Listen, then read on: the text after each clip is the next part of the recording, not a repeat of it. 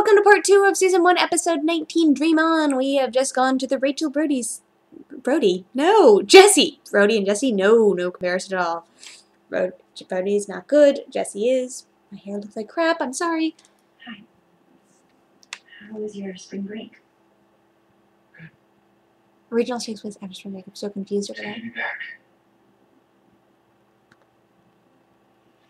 What were you just noticing?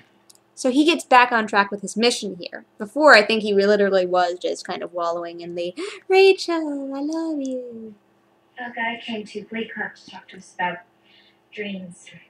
Luckily, I've known mine since I was 4. I'm going to play 3 parts on Broadway: Evita, Funny Girl, and Lori in Oklahoma. I was just practicing her dream ballet with Curly. What I do when I'm feeling a little stressed. That's not a dream. A dream is something that fills up the emptiness inside. The one thing that you know if it came true, all the hurt would go away. Jesse, what is your damage? No, literally, I want to know. Like, his family is his damage, so he's kind of built this fantasy world inside his head of how awesome he is. You singing Don't Cry For Me Argentina in front of a sold-out crowd isn't fantasy. It's an inevitability. Aww.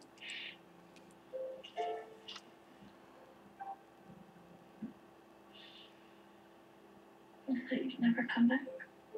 I miss all your drama. Never.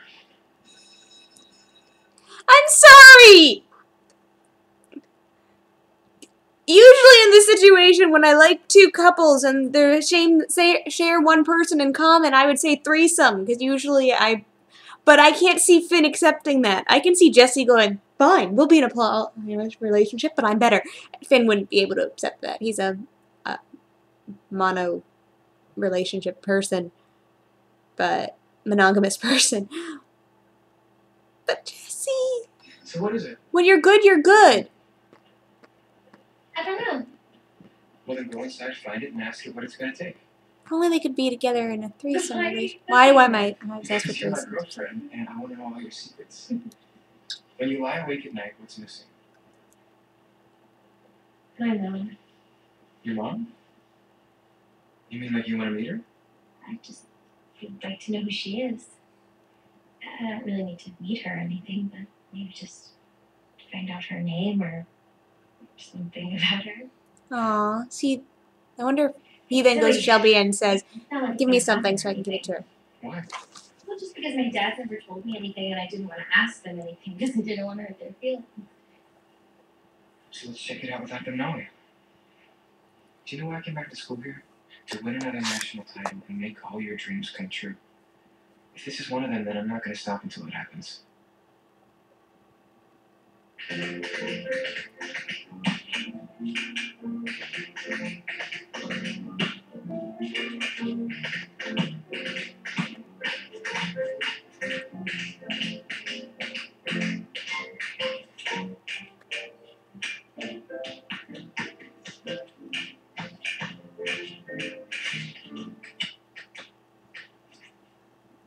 My tap wheels suck. It always sounded pretty good. Yeah, you did. I sound like someone put tafters on a horse and then shot it. Will you bring me those? I borrowed them from John Humner. The kid with cerebral palsy? There's extra pair.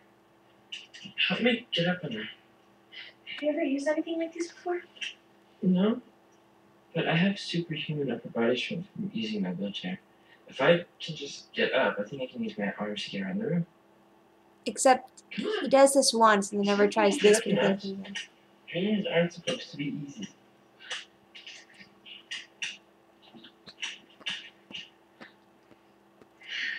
Aw, he's taller than her. I'm gonna try to take a step. This requires physical therapy, Artie. What are you doing? Oh, Okay. Artie, darling. No, Let me bring your chair over.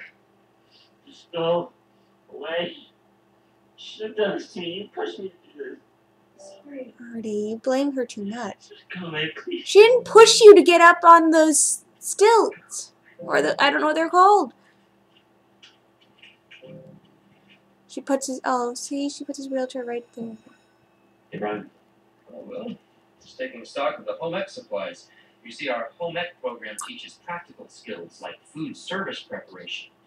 Can't beat a child's sheet music. I mean, I suppose you could for a while, but it'd be dead in a month. I'd like to buy you a beer. No, I want to convince you that you're wrong. He won't. And Joss Whedon directed this. for old time's sake. How's it old time's sake? You hated him. He hated you. Oh, crazy Rachel moment. I found her Your mother? Where? in the library. I've been researching her all morning, and as I suspected, my intuition has been proven correct. My mother is Broadway legend Patti LuPone. I've always had a deep connection to Miss LuPone, her choice of roles and And she songs. meets her in season 2. I decided to do a little math to see if her being my mother was even possible. I was born December 18th, 1994. September 18th, 1994.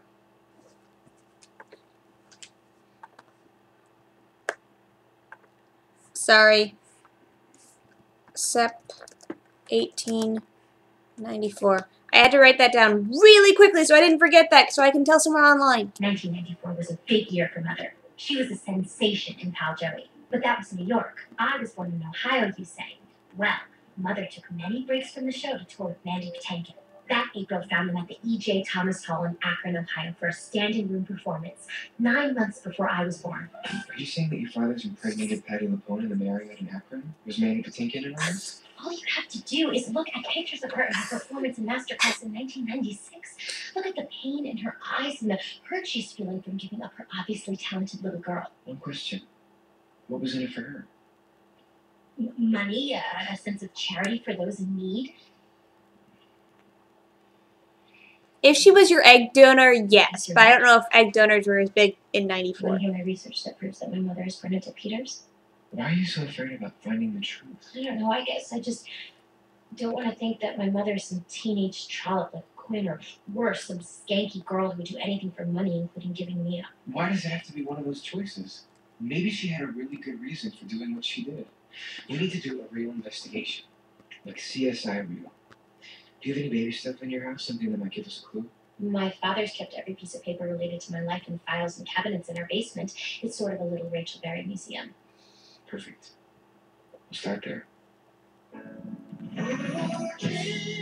You were a big deal at McKinley.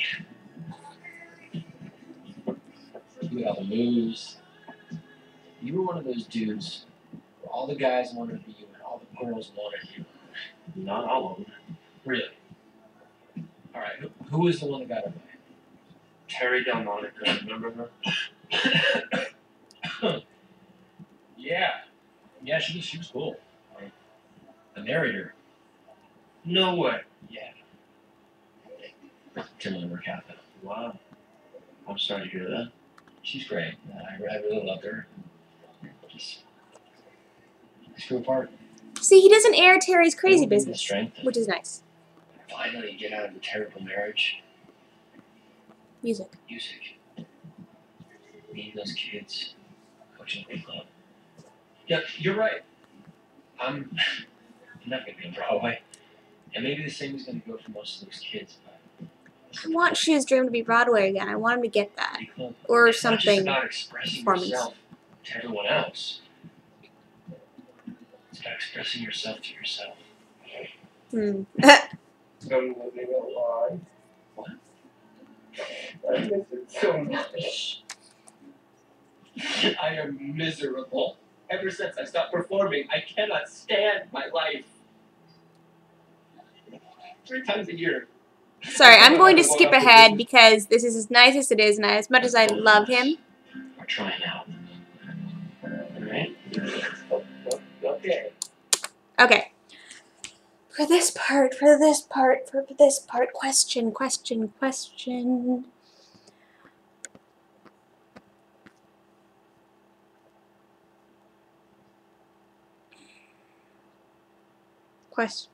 I can't think of a question.